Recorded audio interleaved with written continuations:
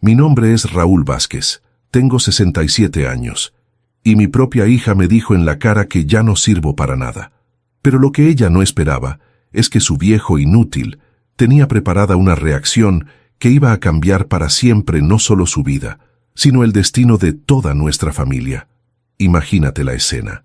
Un miércoles por la tarde, después de haber cuidado a mis nietos toda la semana mientras mi hija Andrea trabajaba, ella llega a casa estresada, cansada, con esa cara de frustración que yo conocía tan bien. Los chicos estaban jugando en el patio, felices después de pasar el día conmigo, cuando de repente Andrea explotó. «Papá, basta», me gritó delante de los niños. «Ya no aguanto más. Estoy cansada de que estés todo el día acá sin hacer nada útil. Ya no servís para nada más que para estorbar». Estorbar. Esa palabra me atravesó el pecho como un cuchillo. Yo, que desde que murió mi esposa Carmen hace 3 años, me había dedicado completamente a ayudar a mi hija con sus hijos. Yo, que todas las mañanas me levantaba a las 6 para preparar el desayuno de mis nietos antes de que Andrea se fuera a trabajar. Yo, que había vendido mi casa para mudarme más cerca de ella y poder ayudarla con todo. «Mira, papá», siguió diciendo con esa voz fría que usaba cuando quería lastimarme.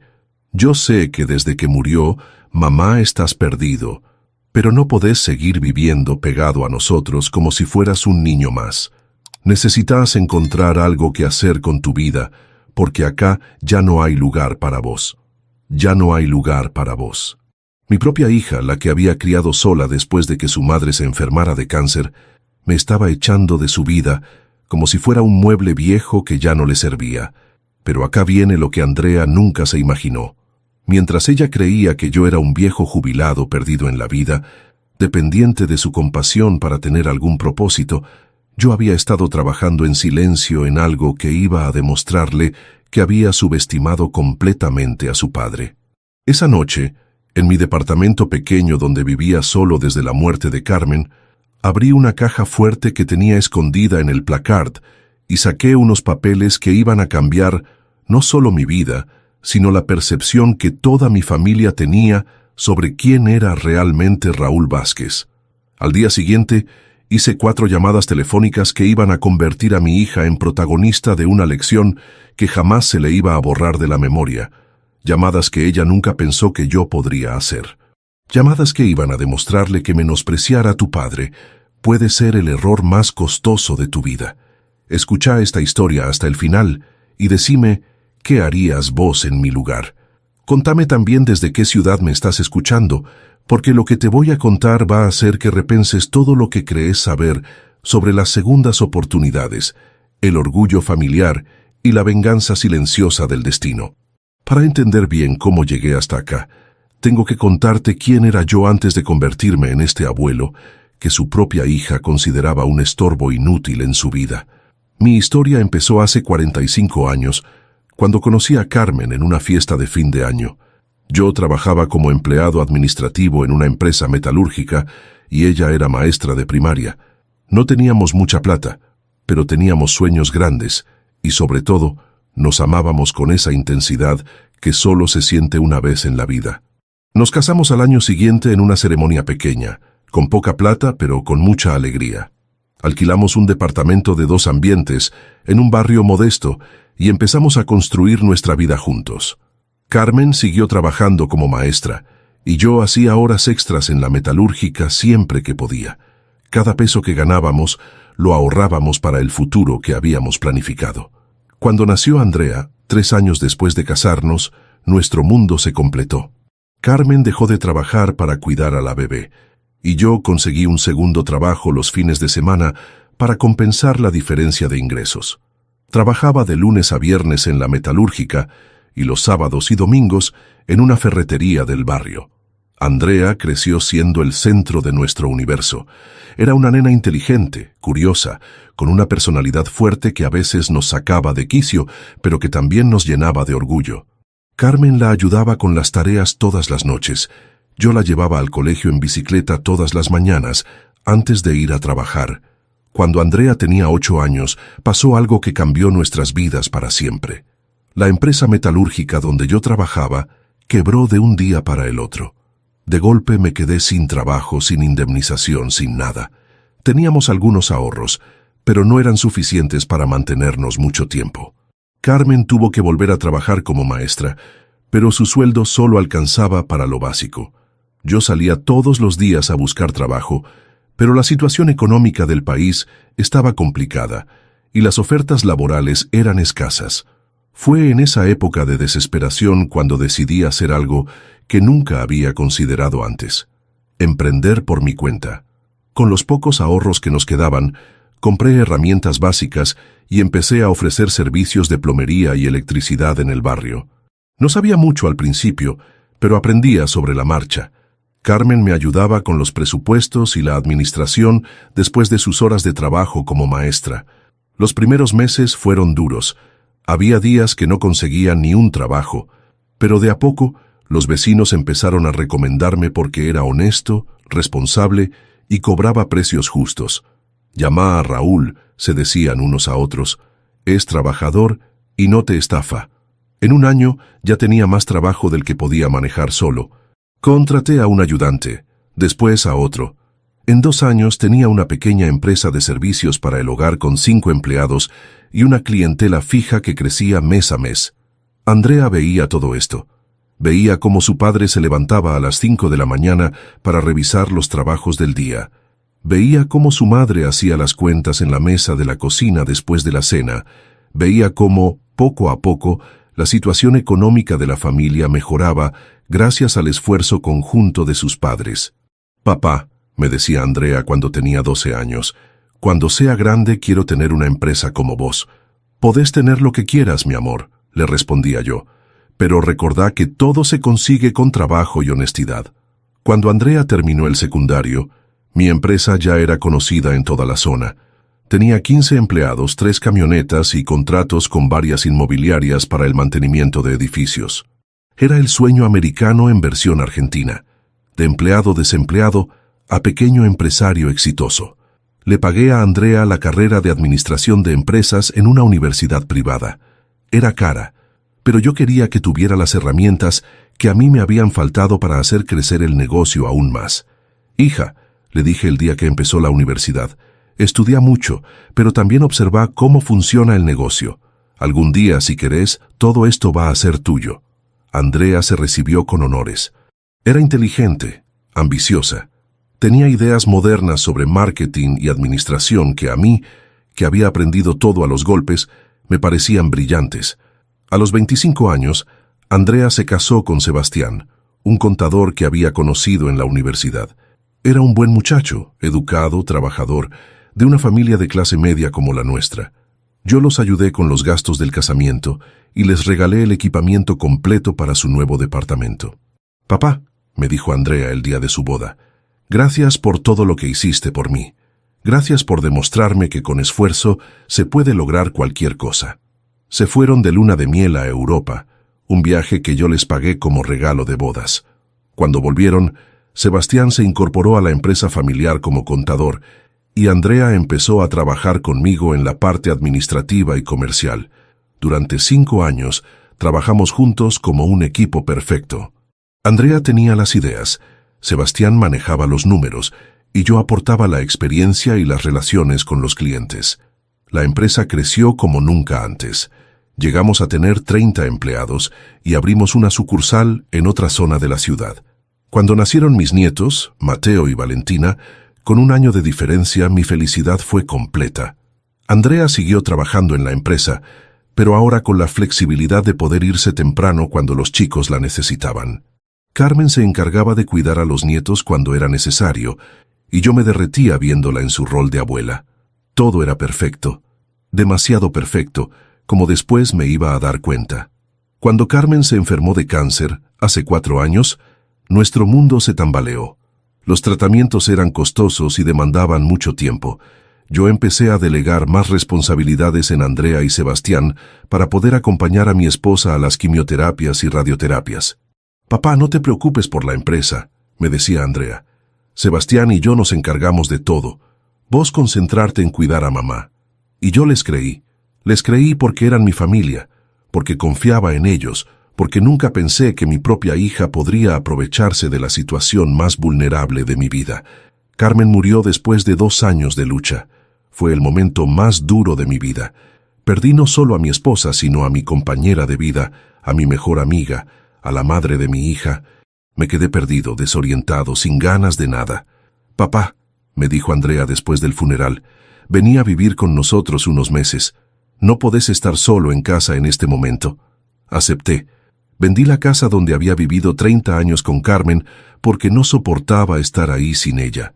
Con esa plata me compré un departamento pequeño cerca de la casa de Andrea, pero efectivamente pasaba la mayor parte del tiempo con mi hija y mis nietos. Era comprensible. Estaba de duelo, estaba solo. Necesitaba la compañía de mi familia. Y Andrea y Sebastián parecían entender mi situación. Me incluían en las cenas familiares. Me llevaban a los cumpleaños de los chicos. Me hacían sentir que tenía un lugar en sus vidas. Pero poco a poco, muy sutilmente, empecé a notar cambios en la empresa. Las reuniones importantes se hacían sin mí.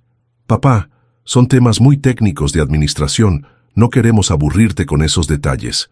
Los clientes nuevos eran manejados exclusivamente por Andrea y Sebastián. «Papá, estos clientes son muy exigentes con la imagen corporativa moderna, mejor que los atienda Andrea». Mi oficina, que durante 20 años había sido el centro de operaciones de la empresa, se convirtió en un depósito. «Papá, necesitamos el espacio para los nuevos equipos de computación». Cuando preguntaba por los números de la empresa, me daban respuestas vagas. «Todo está bien, papá. Los números están creciendo. No te preocupes por esos temas». Un día me di cuenta de que mi firma ya no era necesaria para ningún documento importante. «Papá, modernizamos los procedimientos. Ahora todo se maneja digital y Andrea tiene poder de firma». En 6 meses, había pasado de ser el dueño y director de la empresa a ser una especie de consultor honorario que iba a la oficina cuando se le ocurría y opinaba sobre cosas que ya no manejaba. Pero yo estaba tan perdido en mi duelo por Carmen que no registraba completamente lo que estaba pasando. Pensaba que era normal que mi hija tomara más responsabilidades ahora que yo estaba en una situación emocional complicada. El año pasado, cuando finalmente empecé a salir del duelo más profundo, quise retomar mi rol activo en la empresa. Fue ahí cuando me di cuenta de que ya no tenía empresa que retomar. «Papá», me dijo Andrea un día que llegué a la oficina y encontré mi escritorio vacío. «Necesitamos hablar». Me sentó en la sala de reuniones, la misma donde yo había tomado las decisiones más importantes de mi vida empresarial durante 20 años. «Papá, Sebastián y yo estuvimos analizando la situación de la empresa y creemos que es mejor que vos te retires oficialmente». «¿Cómo que me retire?» «Que te jubiles, que te tomes un descanso merecido después de tantos años de trabajo». «¿Y quién va a manejar la empresa?» «Sebastián y yo. Ya venimos manejándola desde que mamá se enfermó y todo funciona perfectamente». «Pero yo soy el dueño, Andrea. Es mi empresa». «Sí, pero legalmente Sebastián y yo somos socios mayoritarios desde el año pasado. ¿Te acordás que firmaste unos papeles cuando mamá estaba internada? Eran transferencias de acciones». No me acordaba de ningún papel. En esos meses del final de Carmen, yo firmaba lo que me ponían delante sin leer, confiando ciegamente en mi hija. «Me estás diciendo que ya no soy dueño de mi propia empresa». «Seguís siendo socio, papá, pero socio minoritario, y creemos que es mejor para todos que te retires activamente. Te vamos a pagar una jubilación muy buena, no te preocupes». Esa tarde salí de mi oficina, de mi empresa, de mi vida de trabajo, sintiéndome como un extraño en el lugar que había construido con mis propias manos durante 25 años. Pero lo peor no era perder el control de la empresa. Lo peor era la manera en que Andrea me hablaba, como si fuera un empleado que había que jubilar, no como si fuera su padre y el fundador del negocio que le había dado de comer toda su vida. Los meses siguientes fueron una montaña rusa emocional. Andrea me seguía invitando a almorzar los domingos. Me seguía pidiendo que cuidara a los chicos cuando ella tenía compromisos. Me seguía tratando como el abuelo cariñoso y el padre respetado. Pero yo sabía que algo había cambiado para siempre entre nosotros. Ya no era el papá exitoso que había construido un imperio familiar. Era el viejo jubilado que dependía de la buena voluntad de su hija para tener algún propósito en la vida. Y así llegamos al miércoles cuando Andrea me gritó que ya no sirvo para nada. En ese momento, todas las piezas del rompecabezas se juntaron en mi cabeza. Entendí que para mi hija yo ya no era un padre respetado, sino una carga molesta. Entendí que había perdido no solo mi empresa, sino también mi lugar en mi propia familia. Pero como te dije al principio, había cosas que Andrea no sabía sobre su viejo inútil, cosas que yo había estado preparando en silencio durante todos estos meses de humillación, cosas que estaban a punto de cambiar toda esta historia de una manera que ella nunca se iba a olvidar. Ahora viene la parte que mi hija nunca se imaginó. Mientras ella creía que yo era un viejo derrotado, que había perdido todo propósito en la vida después de la muerte de Carmen, yo había estado trabajando en silencio en algo que iba a revolucionar no solo mi destino, sino el futuro de toda esta familia. ¿Te acordás que te conté que Andrea y Sebastián me habían echado de mi propia empresa, haciéndome firmar papeles que yo no había leído bien durante la enfermedad de Carmen? Bueno, lo que ellos no sabían es que yo no soy tan ingenuo como aparentaba ser. La primera cosa que hice cuando me di cuenta de lo que había pasado fue ir a ver a un abogado especialista en derecho comercial. Le llevé todos los documentos que tenía sobre la empresa, todos los papeles que había firmado, todos los registros financieros que había podido conseguir. «Don Raúl», me dijo el abogado después de revisar todo, «hay varias irregularidades en esta transferencia de acciones. Usted firmó estos documentos bajo coerción emocional y sin asesoramiento legal adecuado. ¿Eso significa que puedo recuperar mi empresa? Significa que tenemos argumentos para impugnar esas transferencias. Pero va a ser un proceso largo y costoso». ¿Cuánto costoso? Hablamos de al menos 500,000 pesos en honorarios legales. Era muchísima plata, más plata de la que yo tenía disponible en ese momento. Pero no era más plata de la que yo podía conseguir si era necesario, porque había algo que ni Andrea ni Sebastián sabían, algo que ni siquiera Carmen había sabido completamente. Durante todos los años de crecimiento de la empresa, yo no había puesto todos los huevos en la misma canasta. Había sido más inteligente que eso. Parte de las ganancias de la empresa las había invertido en otros negocios, siempre a mi nombre personal, nunca a nombre de la sociedad. Tenía un departamento que alquilaba en el centro, había comprado un terreno en las afueras de la ciudad que ahora valía una fortuna, había invertido en acciones de empresas estables que me daban dividendos regulares. Además, tenía una cuenta de ahorros en dólares que había estado alimentando durante 15 años, peso a peso, sin que nadie lo supiera. Era mi fondo de emergencia para cuando llegara la vejez o para cualquier imprevisto grave. En total, sumando todas mis inversiones y ahorros personales, tenía un patrimonio de casi 2 millones de pesos que Andrea y Sebastián no tenían ni idea que existía. «Doctor», le dije al abogado, «inicié todas las acciones legales que sean necesarias. Yo me hago cargo de los costos». Pero la acción legal era solo el primer frente de mi contraataque. Tenía otros planes en mente. La segunda llamada que hice fue a un investigador privado que me había recomendado el abogado. «Señor Raúl, ¿qué necesita que investigue?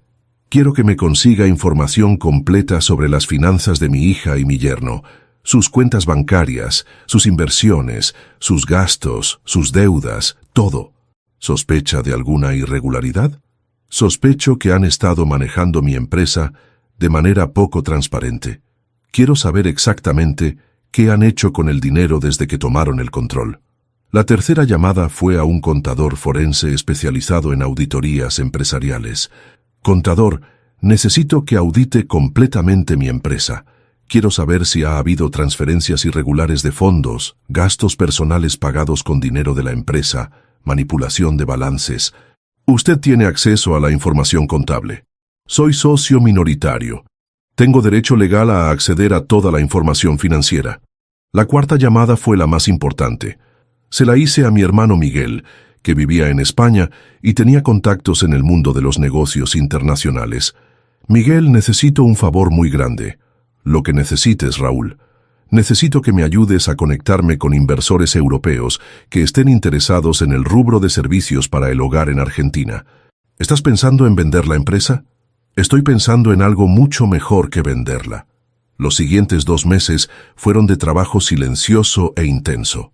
Mientras Andrea y Sebastián creían que yo me la pasaba cuidando nietos y sintiéndome inútil, yo estaba construyendo el plan más ambicioso de mi vida. El investigador privado me trajo información muy interesante. Andrea y Sebastián habían estado desviando fondos de la empresa hacia cuentas personales. Habían comprado un auto de lujo a nombre de la empresa, pero que usaban exclusivamente para fines personales. Habían pagado las vacaciones familiares con dinero que supuestamente era para gastos operativos. El contador forense confirmó las irregularidades. En total habían sustraído aproximadamente 800,000 pesos de la empresa en el último año y medio. Mi hermano Miguel me conectó con un grupo de inversores españoles que estaban buscando oportunidades en el mercado sudamericano de servicios para el hogar. Después de varias videoconferencias, llegamos a un acuerdo preliminar. Ellos estaban dispuestos a invertir 5 millones de pesos para expandir el negocio a nivel regional, pero querían que el control mayoritario de la empresa estuviera en manos del fundador original. Es decir, querían que el control estuviera en mis manos. Con toda esta información volví a ver al abogado. Doctor, ahora sí tengo todo lo que necesito para recuperar mi empresa, pero no quiero solo recuperarla, quiero expandirla de una manera que mis queridos socios mayoritarios nunca se imaginaron. El viernes por la tarde, después de 2 meses de preparación silenciosa, llegó el momento de ejecutar mi plan. Le mandé un mensaje a Andrea. Hija, necesitamos reunirnos el lunes a primera hora en la oficina. Tengo algo muy importante que discutir con vos y Sebastián sobre el futuro de la empresa. ¿Qué querés discutir, papá? Cosas que van a cambiar todo para esta familia. Te pido que estén los dos a las 9 de la mañana. El lunes llegué a la oficina a las 8:30. Era la primera vez en meses que pisaba ese lugar que había sido mi segundo hogar durante 25 años. Todo había cambiado. Habían redecorado, habían puesto muebles nuevos, habían sacado todas las fotos mías que estaban colgadas en las paredes. Andrea y Sebastián llegaron juntos a las 9 en punto, con cara de curiosidad mezclada con fastidio. A ver, papá, ¿qué es tan importante que no podía esperar? Puse sobre la mesa de reuniones una carpeta gruesa con todos los documentos que había estado recopilando durante 2 meses. Antes que nada, quiero que sepan que durante estos meses ustedes creyeron que yo estaba deprimido y perdido en mi casa. En realidad, estuve muy ocupado investigando lo que pasó con mi empresa. Andrea y Sebastián se miraron entre ellos con una expresión de alarma. ¿Qué querés decir con investigando? Abrí la carpeta y saqué el primer documento. Quiero decir que mandé a hacer una auditoría forense completa de las finanzas de la empresa desde que ustedes tomaron el control. Les mostré el informe del contador forense con todas las irregularidades detalladas. ¿Sabían ustedes que desviar fondos de una empresa hacia cuentas personales se llama defraudación y es un delito penal? Sebastián se puso pálido. Andrea trató de mantener la compostura. Papá, esos gastos eran todos legítimos. ¿El BMW que compraron el año pasado era un gasto legítimo de la empresa? Las vacaciones en Punta del Este que se pagaron con la tarjeta corporativa eran gastos legítimos. Saqué otro documento de la carpeta. Este es el informe del investigador privado que contraté. Tienen descripción detallada de todos los movimientos financieros irregulares que hicieron en los últimos 18 meses. Andrea se levantó de la silla. Papá, no podés estar hablando en serio. Nos mandaste a investigar como si fuéramos delincuentes. No, Andrea, investigué como si fueran lo que son. Personas que se aprovecharon de mi momento más vulnerable para robarme mi empresa y después robarle dinero a esa empresa. Sebastián finalmente habló. Raúl, creo que hay un malentendido. No hay ningún malentendido, Sebastián. Hay delitos documentados. Saqué el tercer documento de la carpeta. Esta es la demanda que presenté la semana pasada para anular las transferencias de acciones que me hicieron firmar durante la enfermedad de Carmen. Mi abogado dice que tenemos un 90% de posibilidades de ganar. No podés hacernos esto, gritó Andrea. Somos tu familia. ¿Familia? ¿Vos me hablas de familia después de decirme que no sirvo para nada? ¿Después de robarme mi empresa aprovechándote de que tu madre se estaba muriendo? Me quedé callado unos segundos para que procesaran la información. Pero tengo una propuesta mejor que la demanda judicial. ¿Qué propuesta? Saqué el último documento de la carpeta. Esto es un acuerdo de inversión con un grupo empresarial español. Están dispuestos a invertir 5 millones de pesos para expandir nuestra empresa a nivel internacional. Los ojos de Andrea se iluminaron por primera vez en toda la reunión. ¿5 millones de pesos? 5 millones de pesos. Pero hay una condición no negociable. Yo tengo que recuperar el control mayoritario de la empresa. ¿Y qué pasa con nosotros? Ustedes pueden seguir trabajando en la empresa. Sebastián como contador, Andrea como gerente general, pero bajo mi dirección y con sueldos fijos, no como socios mayoritarios. ¿Y si no aceptamos? Si no aceptan, sigo adelante con la demanda judicial. Los hago procesar penalmente por defraudación.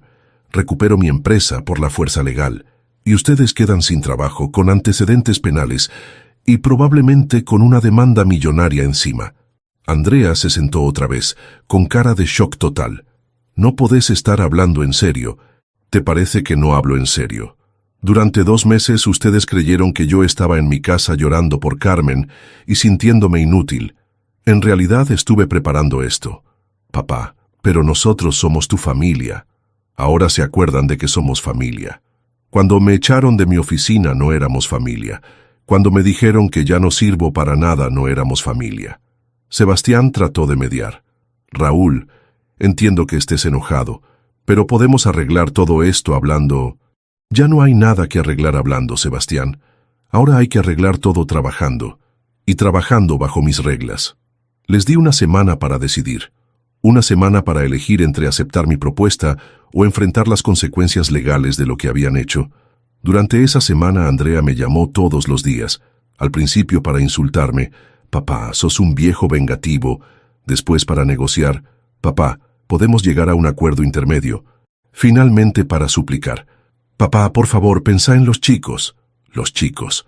Ahora se acordaba de los chicos. El viernes de esa semana, Andrea y Sebastián vinieron a mi departamento para darme su respuesta. Aceptamos tus condiciones, me dijo Andrea con la voz quebrada. ¿Todas? Todas. ¿Incluso la de que yo recupere el control total de la empresa? Sí. ¿Y entienden que a partir de ahora van a ser empleados míos, no socios? ¿Entendemos? Perfecto. El lunes firmamos todos los papeles, pero antes de que se fueran, Andrea me hizo una pregunta que yo estaba esperando. Papá, ¿por qué nos hiciste esto? ¿Por qué no nos dijiste desde el principio que tenías toda esta información? Porque quería ver hasta dónde eran capaces de llegar. Quería ver si en algún momento se iban a dar cuenta solos de lo que me habían hecho y me iban a pedir perdón. ¿Y qué habrías hecho si te hubiéramos pedido perdón? Probablemente habríamos arreglado todo en familia, sin abogados ni demandas. ¿Y ahora? Ahora vamos a trabajar juntos, pero con las reglas claras. Yo soy el jefe, ustedes son los empleados. Y si vuelven a faltarme el respeto o a robarme dinero, los echo sin contemplaciones. Ese fin de semana, mientras preparaba los documentos para la firma del lunes, me di cuenta de algo importante.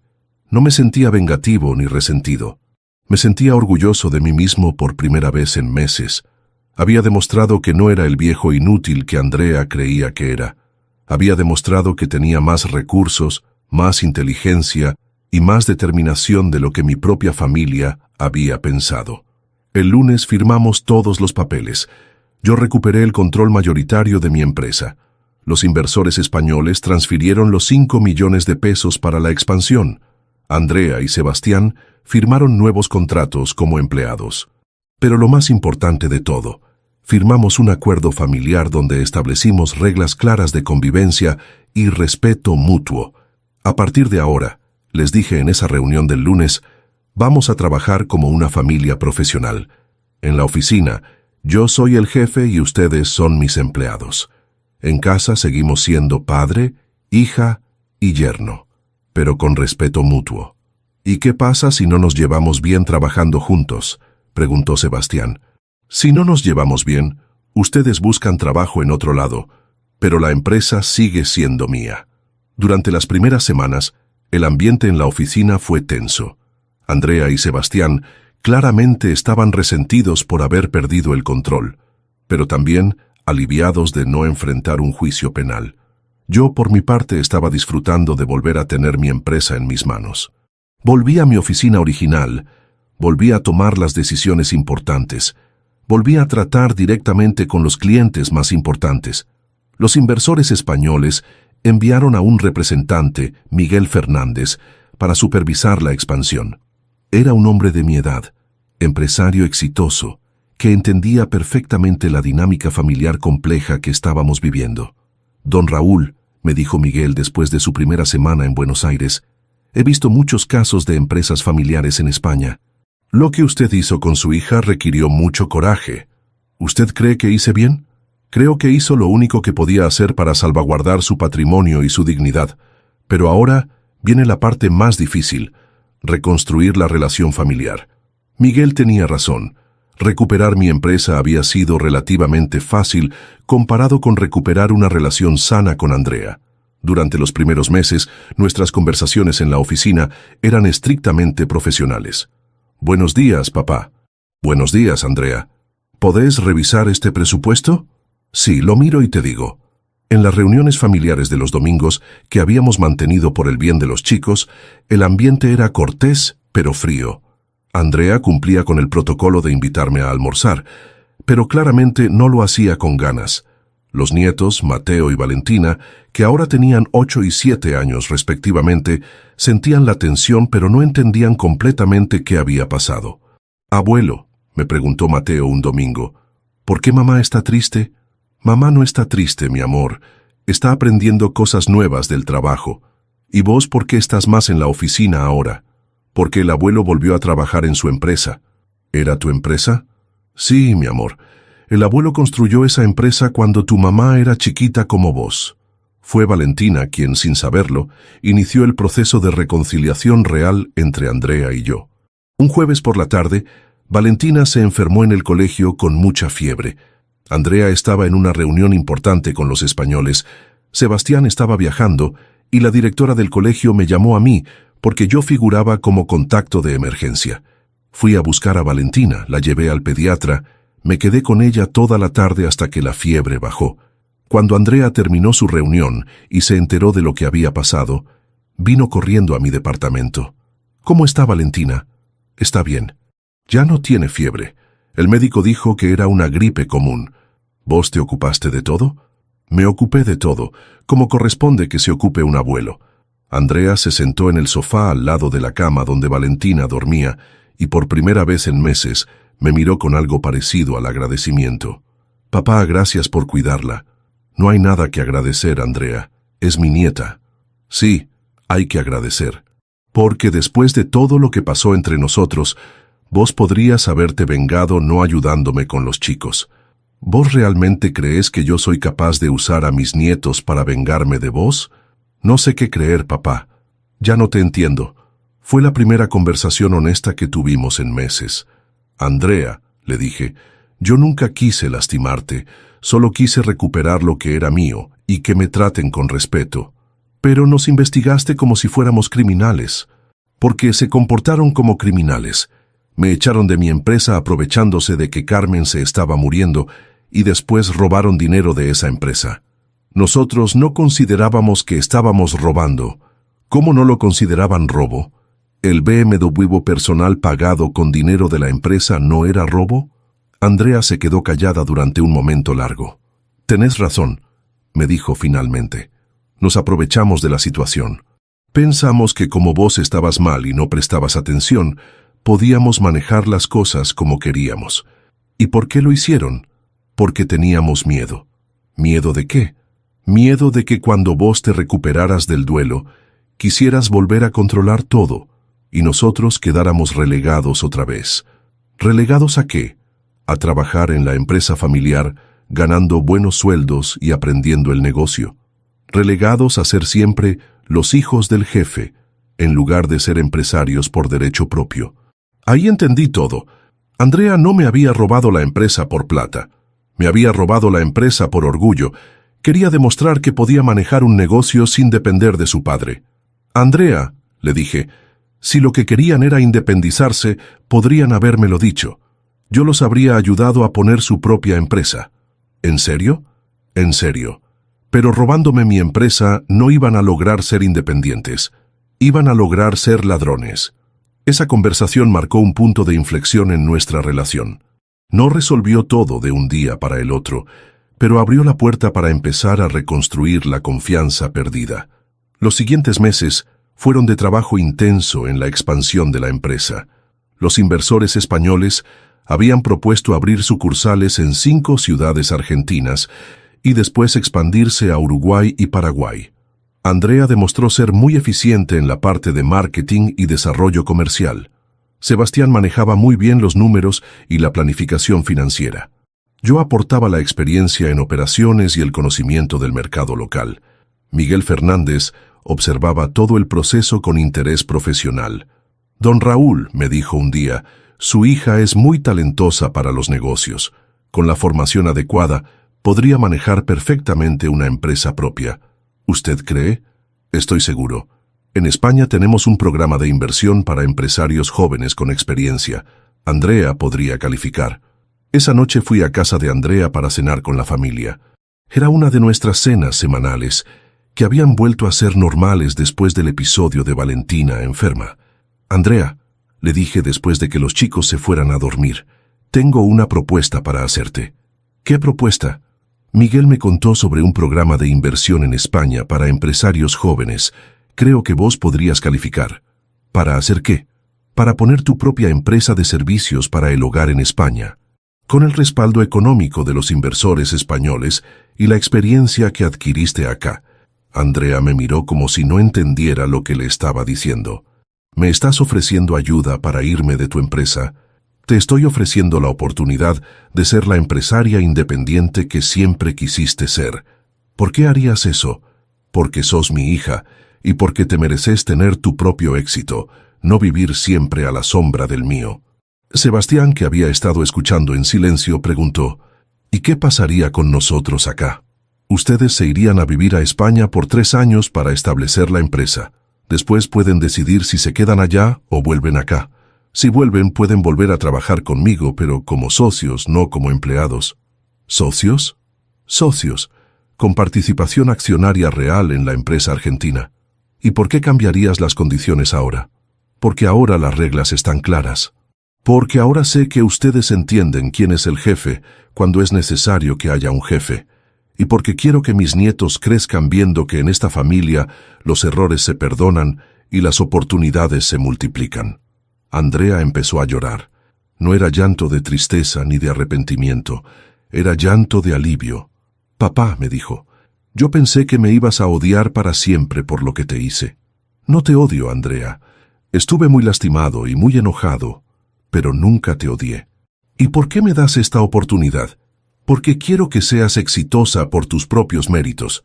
Quiero que cuando vuelvas de España, si es que volvés, vuelvas siendo la empresaria que siempre quisiste ser. ¿Y si fracaso en España? Si fracasás, aprendés de los errores y probás otra vez. Para eso está la familia. Esa noche, los 4 nos quedamos hasta muy tarde hablando sobre el proyecto de España, sobre el futuro de la empresa argentina, sobre los planes para los chicos, sobre todo lo que había pasado entre nosotros en los últimos años. Papá, me dijo Andrea antes de que me fuera, quiero pedirte perdón por todo, por haberte robado la empresa, por haberte faltado el respeto, por haberte hecho sentir que no servías para nada. Ya está perdonado, Andrea. ¿Seguro? Seguro, pero quiero que aprendas algo de todo esto. ¿Qué? Que el éxito que se construye lastimando a la familia no es éxito, es fracaso disfrazado. ¿Y cuál es el éxito de verdad? El éxito de verdad es cuando toda la familia crece junta, cuando nadie se queda atrás, cuando los logros de uno son motivo de orgullo para todos. 6 meses después, Andrea, Sebastián y los chicos se mudaron a Madrid para poner en marcha la empresa española.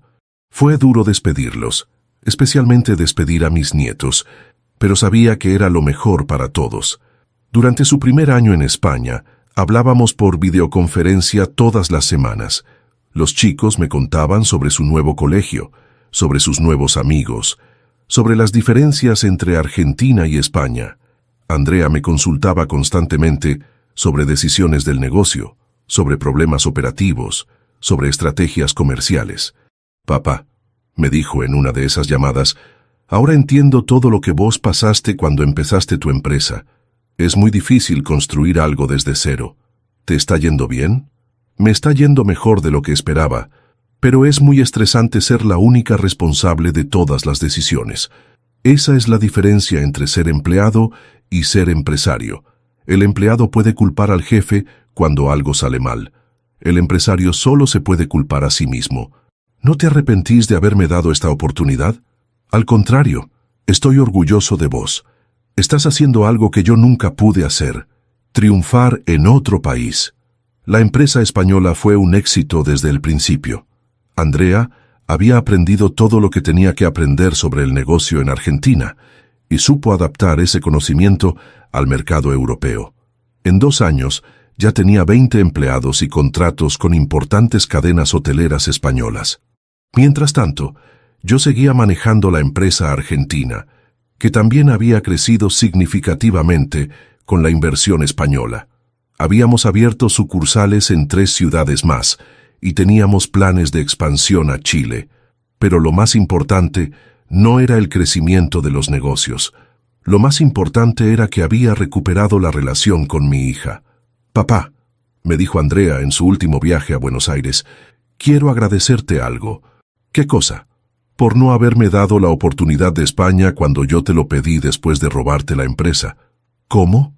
Si me la hubieras dado en ese momento, yo habría pensado que era porque tenías miedo de enfrentarme. Habría pensado que era tu manera de deshacerte de mí. ¿Y ahora qué pensás? Ahora pienso que me la diste cuando yo realmente la merecía, cuando había aprendido a respetar tu experiencia y tu autoridad. Exacto. En ese momento vos no estabas lista para ser empresaria independiente. Estabas lista para ser una hija rebelde que quería demostrar que podía hacer las cosas mejor que su padre. ¿Y cuál es la diferencia? La diferencia es que el empresario independiente respeta a los que vinieron antes y aprende de ellos. El hijo rebelde solo quiere demostrar que los padres están equivocados. Andrea se quedó pensando en esas palabras. ¿Sabes qué es lo más loco de todo esto, papá? ¿Qué? Que para convertirme en una empresaria independiente, primero tuve que aprender a ser una hija respetuosa. Hace 3 meses, Andrea y su familia volvieron definitivamente a Argentina. La empresa española quedó en manos de un gerente local, pero Andrea sigue siendo la dueña mayoritaria. ¿Por qué decidiste volver?, le pregunté cuando me anunció la noticia. Porque extrañaba trabajar con vos. Y porque quiero que mis hijos crezcan conociendo realmente a su abuelo. ¿Y el negocio en España? El negocio en España va a seguir creciendo, pero ahora quiero enfocarme en hacer crecer el negocio argentino junto con vos. Andrea volvió, pero no como empleada. Volvió como socia al 40%, con voz y voto en todas las decisiones importantes. Sebastián se incorporó como socio minoritario y director financiero. ¿No tenés miedo de que vuelva a pasar lo mismo que antes?, me preguntó Miguel Fernández, cuando le conté sobre la nueva sociedad. No, porque ahora las reglas están claras desde el principio y porque Andrea ya demostró que puede ser exitosa por su cuenta. ¿Y si vuelven a surgir conflictos? Si surgen conflictos, los resolvemos hablando como adultos, no como padre autoritario e hija rebelde. La semana pasada tuvimos la reunión anual de socios para evaluar los resultados del año. Fue la primera reunión donde Andrea participó como socia plena, no como empleada ni como hija que trabaja en el negocio familiar. Los números son excelentes, informó Sebastián. Tanto la empresa argentina como la española tuvieron el mejor año de su historia. ¿Y cuáles son los planes para el año que viene?, pregunté. Tengo una propuesta, dijo Andrea. Creo que deberíamos expandirnos a Brasil. ¿Brasil? Eso requeriría una inversión muy grande. Ya hablé con los inversores españoles. Están dispuestos a financiar la expansión si nosotros aportamos el know-how y la gestión. ¿Y quién manejaría la operación en Brasil? Podríamos alternarnos. Vos manejás Argentina, yo manejo España desde acá, y entre los dos supervisamos Brasil. Era una propuesta ambiciosa, inteligente y completamente factible. Me gusta la idea, le dije. pero con una condición. ¿Cuál? Que si nos vamos a expandir a Brasil, lo hagamos bien. Con la misma calidad de servicio que tenemos acá, con la misma honestidad en el manejo del dinero y con la misma unidad familiar que logramos construir después de todo lo que pasamos. Acepto la condición. Nos dimos la mano para cerrar el acuerdo. Pero no era solo un apretón de manos entre socios comerciales, era un apretón de manos entre padre e hija que habían logrado convertir un conflicto familiar destructivo en una oportunidad de crecimiento mutuo. Esa noche, en la cena familiar del domingo, les contamos a los chicos sobre los planes de Brasil. ¿Eso significa que vamos a ser ricos?, preguntó Mateo. Eso significa que vamos a tener más trabajo, le respondió Andrea. La plata viene como consecuencia del buen trabajo. Y el abuelo va a seguir siendo el jefe. El abuelo va a seguir siendo mi socio y mi consejero, dijo Andrea. Porque hay cosas que solo se aprenden con la experiencia. Después de la cena, mientras Andrea bañaba a los chicos, me quedé en el patio con Sebastián tomando mate. Raúl, me dijo, quiero agradecerte por la segunda oportunidad que nos diste. No hay nada que agradecer. Sí hay, porque vos podrías habernos echado para siempre después de lo que hicimos. ¿Y qué habría ganado con eso? ¿Quedarme solo con mi empresa y sin mi familia? Pero nosotros te traicionamos. Ustedes se equivocaron. Hay una diferencia entre equivocarse y traicionar. ¿Cuál es la diferencia? El que se equivoca puede aprender y cambiar. El que traiciona no tiene arreglo. ¿Y cómo sabías que nosotros podíamos cambiar? Porque Andrea es mi hija, y yo la conozco desde que nació. Sabía que en el fondo era buena persona, solo que había elegido un camino equivocado. Sebastián se quedó pensando en mis palabras. ¿Sabes qué aprendí de todo esto, Raúl? ¿Qué aprendiste? Que ser parte de una familia empresaria no significa que podés hacer lo que querés. Significa que tenés más responsabilidades, no menos. Exacto, con grandes oportunidades vienen grandes responsabilidades. Hoy, mientras escribo esta historia, han pasado 3 años desde el día que Andrea me dijo que ya no sirvo para nada. 3 años en los que pasé de ser un viejo jubilado que parecía perdido en la vida a ser el patriarca respetado de una familia empresaria internacional. Pero lo más importante no son los negocios que construimos, ni la plata que ganamos. Lo más importante es que logramos convertir una crisis familiar en una oportunidad de crecimiento para todos. Andrea ya no es la hija rebelde que quería demostrar que podía hacer las cosas mejor que su padre. Es una empresaria exitosa que respeta la experiencia de su padre, pero que también aporta ideas nuevas y frescas. Yo ya no soy el padre autoritario que creía que solo él sabía cómo hacer las cosas. Soy un socio y consejero que guía, pero que también escucha y aprende. Y los chicos están creciendo en un ambiente donde ven que los conflictos familiares se pueden resolver con diálogo, respeto y segundas oportunidades. Abuelo, me preguntó Valentina la semana pasada, ¿es verdad que antes mamá y vos se peleaban por el trabajo? Es verdad, mi amor. ¿Y cómo hicieron para dejar de pelearse? Aprendimos a escucharnos y a respetarnos. Y ya no se van a pelear nunca más. Tal vez nos volvamos a pelear alguna vez, pero ahora sabemos cómo arreglar las peleas sin lastimarnos. Y vos que me escuchaste hasta el final de esta historia, vos que me acompañaste desde la humillación hasta el triunfo, quiero dejarte algunas reflexiones que aprendí en este proceso. Primero, nunca es demasiado tarde para defenderte cuando te faltan el respeto, sin importar quién sea la persona que te falta el respeto. Segundo, la venganza más dulce no es lastimar a quien te lastimó, sino demostrarle que subestimó tus capacidades. Tercero, los conflictos familiares se pueden convertir en oportunidades de crecimiento si todos están dispuestos a aprender de sus errores. Cuarto, el perdón no significa olvidar lo que pasó, sino darle a la otra persona la oportunidad de demostrar que cambió. Y quinto, el éxito verdadero no es individual, es familiar. No sirve de nada ser rico si estás solo, o ser poderoso si tu familia te odia. Contame en los comentarios qué te pareció esta historia. Contame si hay algún conflicto familiar que necesitas resolver. Contame si sos una persona mayor que está pasando por una situación parecida.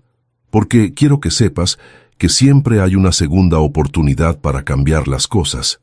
Y sobre todo, contame desde qué ciudad me estás escuchando, porque me llena de orgullo saber que esta historia de un abuelo argentino que no se dejó humillar por su propia familia llegó hasta donde vos estás. Al final, lo que más importa en la vida no es cuánta plata tenés en el banco o cuántas empresas manejás. Lo que más importa es que cuando te morís, tu familia se acuerde de vos con orgullo y con amor, no con resentimiento o con lástima. Andrea me dijo que ya no sirvo para nada, pero no esperaba mi reacción, demostrarle que su viejo inútil todavía tenía mucho que enseñarle sobre la vida, los negocios y la familia. Y esa lección, créeme, vale más que todas las empresas del mundo.